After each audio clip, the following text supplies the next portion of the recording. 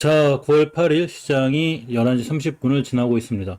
오늘 시장 조금 안 좋죠. 코스닥이 거의 1.3%대 밀리고 있고, 코스피도 0.45%. 자, 꽤 밀리고 있는데, 코스닥 시장이 밀리는 이유는, 자, 보시게 되면, 코스닥이 정확하게, 이 차트 상황 해보면 이렇게 예전 고점, 그러니까 박스권에 갇혀 있어요. 쉽게 얘기하면. 자, 모든 일반 종목들도 그렇고, 일반 주식들도 그렇듯이 전고점 돌파를 해야 안착하고 다시 올라가는 게 기본적인 차트 해석 방법인데, 우리나라가 이렇게 보시면 8월 6일에 전 고점의 포인트가 1062포인트예요. 1062포인트. 지금 1062포인트 맞고 딱 떨어졌죠. 그러니까 전고점에 대한 부담감이 있는 거예요. 종목도 그렇고 차트도 그렇고 이렇게 전고점에 대한 부담감들은 항상 갖고 있습니다. 또 항상 제가 얘기했던 변곡점, 일종의 매물대죠. 딱 여기 맞고 떨어져요. 정말 신기할 정도죠, 이거. 딱 여기 맞고 이렇게 떨어졌습니다. 그러니까 이게 항상 이 종목이나 지수나 변곡점 매물대에 대한 기준을 마냥 무시할 수는 없어요. 자, 코스피 차트를 보면 이렇게 이 친구는 전고점까지 가지도 않았지만 역시 밀리고 있고 주봉에서 보면 이렇게 오선 이해는 있어요. 그러니까 추세가 완벽하게 깨졌다? 뭐 이렇게 보기는 힘든 게 사실입니다. 사실 저 아침에 제가 어제죠, 어제 새벽에 영상에서 말씀드렸지만 사실 비투가 드러나면 안 되는데 지금 다시 개인 신용잔고 투자가 25조를 또 넘어섰죠. 이렇게 돼버리면 항상 비투가 늘었을 때 이 조금 시장이 많이 밀리는 경우가 있어요. 물론 비투를 해서 우리가 다 성공하면 좋은데 이 외국인들이나 이런 또 매도세에 흔들리면 반대매매라든가 이런 걸 노리는 경우가 있기 때문에 좀 비투자 같은 거 약간은 조금 조심하고 또 철저하게 게다가 너무 현금으로만 또 하면 사실은 레버리지 활용이 나쁘다는 건 아니 나쁜 건 아니지만 적당히 이제 강담할 수 있는 수준 본인이 감당할 수 있는 수준에서 하는 게 옳은 투자법이 아닌가 자 이렇게 생각해 봅니다. 베트남 보건부가 10월 백신 3천만 도즈를 생산할 예정이라고 합니다. 나노젠 나노코박스 생산 능력이 있는지 한번 체크해 볼 거고요. HLB 제약이 예전에 형량공자 투자 저 영상 한번 찍어드렸죠. 자, 처음 보시는 분을 위해서 삼성제약에서 형량공장을 내놨고 이거를 HLB 제약이 가져왔습니다.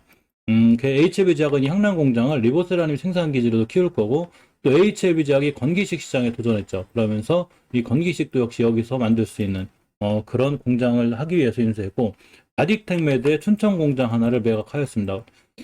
쉽게 생각하면 제 생각이 이런 것 같아요. 작은 공장 하나 매각해서 자금을 만들어 놓고 그리고 시비 발행하고 향남 공장 큰 공장 사서 나노젠 나노코박스도 어차피 이제 이쪽에서 만들어야 되니까 이게 HLB 제약에서 만들지 셀에서 만들지 몰라요. 계열사 중에 HLB 셀이라고 있거든요. 어디서 만들지 모르지만 어쨌거나 어디서 만들어도 다 HLBN 호재입니다. 일단 하나하나 보시게 되면 이렇게 중요한 기사들은 제가 전부 다 링크 걸어드릴 거예요. 그러니까 동영상 설명란 보시면 링크 다 걸어드리니까 꼼꼼히 한번 챙겨 보시기 바라고요. 우리는 조금 중요한 핵심이 되는 내용을 살펴보고 갈 수 있도록 하겠습니다. 베트남 나노젠 나노코박스가 생산 능력에 관한 이슈가 붙었는데 자 10월에만 백신 3천만 도즈를 생산한다고 합니다. 하노이 정부 청자에서 이 트랑본턴이라고 하거든요. 어쨌거나 베트남 보건부 차관이 기자회견을 통해서 베트남에서는 나노코박스와 코비박, ARCT 이로사 등 3개의 백신 사용을 테스트하고 있다고 합니다. 2022년 초에는 베트남에서 백신을 작업할 수 있을 것으로 예상한다고 밝혔습니다.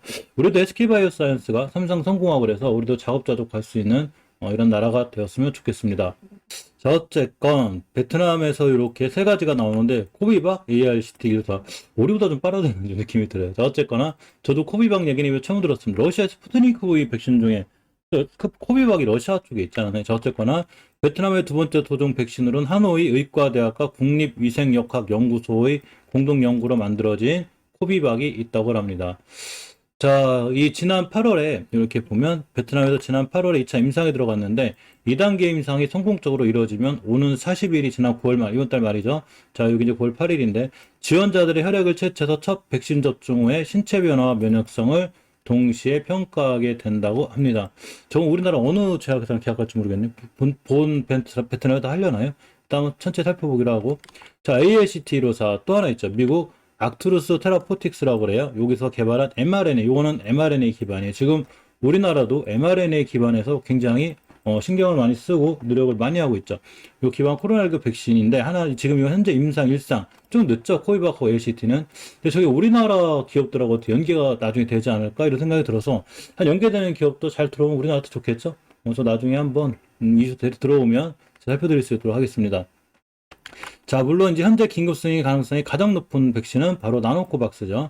자, 이렇게 보면 10월까지 3천만 도즈 이상의 백신을 생산하기 위해서는 이런 시설이 갖춰져 있어야 되는데, 이 시설 갖추는 것도 나노젠 뿐이에요. 나노젠, 나노코박스죠.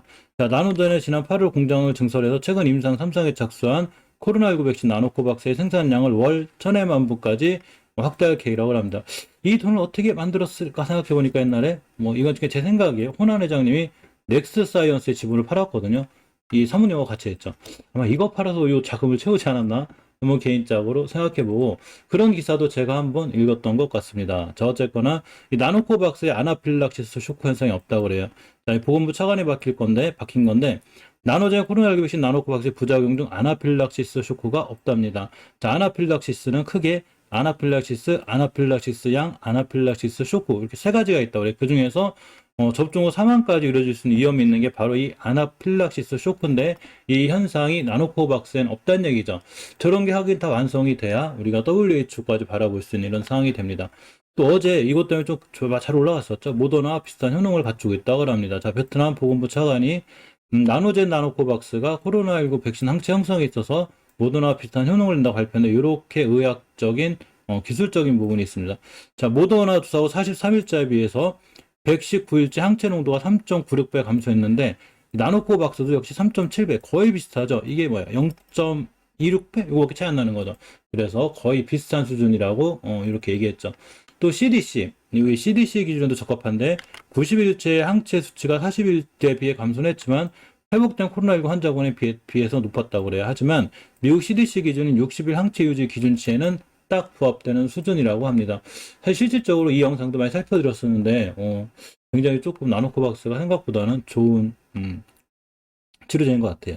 자, 백신이죠, 백신. 자, 기술 이전 여부니 마무리 될 건데, 양사가 여기서 HLB하고 나노젠이죠. 자, 이렇게 각각 3명의 대표 과학자를 선임해서 3개월 내에, 그러니까 9, 10, 11, 12, 올해 안에죠. 올해 안에 나노코박스 관련자를 검토해 기술 이전 협의를 마무리할 거죠. 이게 체결되면 나노젠 인도 베트남라고 나머지는 HLB가 판매와 생산, 요 생산을 과연 HLB 제약에서 할 건가, HLB 셀에서 할 건가, 이렇게 좀 헷갈리긴 하는데, 어디서 해도 상관없습니다. 다 HLB 그룹주죠.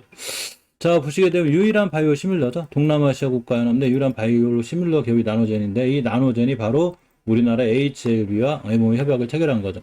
자, HLB 향남 공장 뭔 얘기냐면, HLB 제약이 12일, 이게 이제 예전 기사인데, 이건 날짜 잘못해서 죄송합니다. 이거 어쨌거나. 자, 제14회차 무기명식 모종 청구 전환 자체 시비에 대한 발행 금액 130여 원이 모두 납입됐다고 공지했습니다. 이거 날짜 잘못됐고, 이게 2월 달인가 3월 달인가 그래요. 어쨌건 이 납입 자금이 전부 시설 자금으로 쓰일 건데, 이렇게 2월이죠. 이거 2월 달이요. 정정 바랄게요. 자, 이게 삼성제약으로부터 향남 공장을 전부 다 인수하였습니다. 이 향남 공장 인수한 게 제가 저번에 영상에서 말씀드렸듯이 이 HLB가 나아가는 길에 착착 뭔가 순서를 밟는, 리보세라닙이라든가 나노코박스라든가 이런 거에 대한 순서를 밟는 게 아닌가라고 제가 말씀드렸죠. 자, HLB 제약이 이렇게 생산 설비도 증축할 거예요. 자, 인수했는데 그 안에 있는 생산 설비도 계속 이렇게 갖출 예정이죠. 항암제 생산을 위한 글로벌 우수 의약품 품질 관리 기준 CGMP 이런 수준을 갖춘다고 합니다.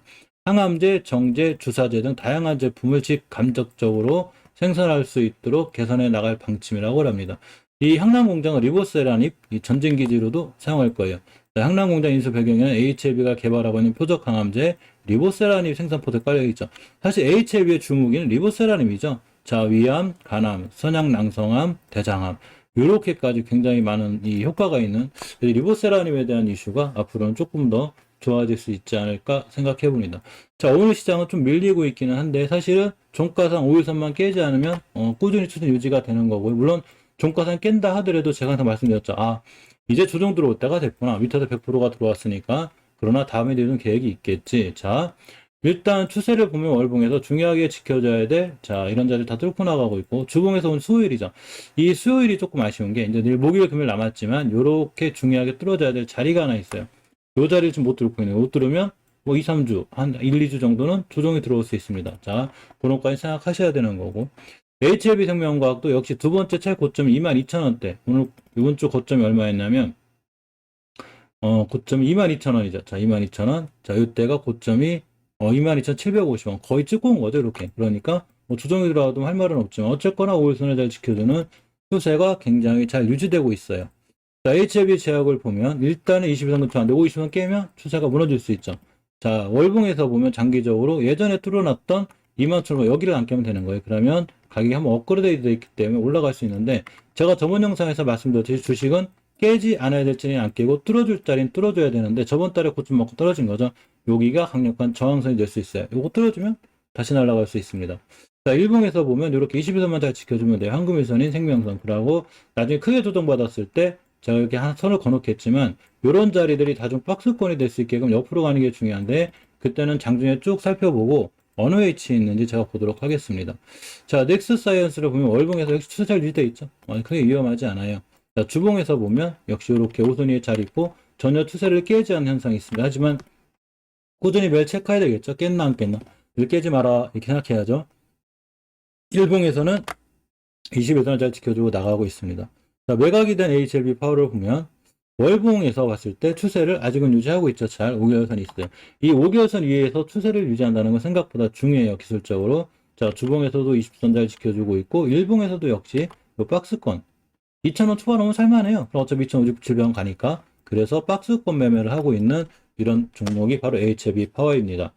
자, 시간이 지금 이제 12시가 다 돼가고 있는데 투자자 매매 동향은 지금보다는 종가에 좀 살펴보는 게 좋아요. 그래서 외국인이 매도하고 있긴 한데 제가 말씀드렸죠. 이건 이제 HLB 파워고 HLB를 보면 이렇게 살 때 많이 사고 팔 때 조금 팔고 뭐 이렇게 조금 먼 짓을 해요. 그래서 종가 끝나고 이 부분은 조금 더 자세히 살펴볼 수 있도록 하겠습니다.